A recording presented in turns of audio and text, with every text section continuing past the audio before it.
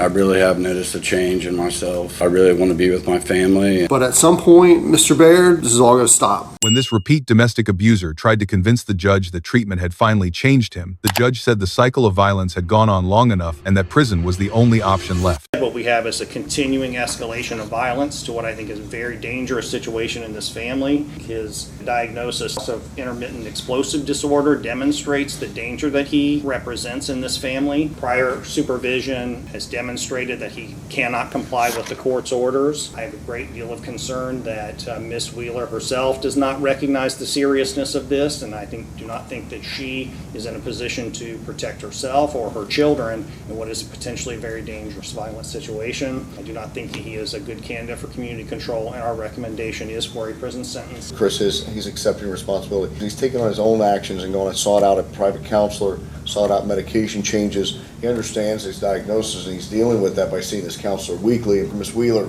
she's noticed a change in the last 4 months once the medications have been changed. They obviously want their family together. Prison is not the right answer. Education, health care, that is the solution, not a prison sentence. Mr. Baird, you get the last word in all of this. What do you want to tell me? I've learned a lot about myself, and through the counseling and through the medication, I really have noticed a change in myself. I really want to be with my family and show you guys that I really am making the right steps to take to be on top of my game and to be back where I need to be for my family. If you look at the history of this case, pre-sentence investigation in this case, your criminal history, there seems to be a pattern of, first we have violence, followed by minimization of that violence, not only by you, but also by Ms. Wheeler. Then there's a reduction or an amendment, followed by probation, followed by another incident of violence or violating protection orders. You strike me as the kind of guy who's just going to do what you're going to do. I'm not unsympathetic to the efforts that you have made. I do believe that medications and mental health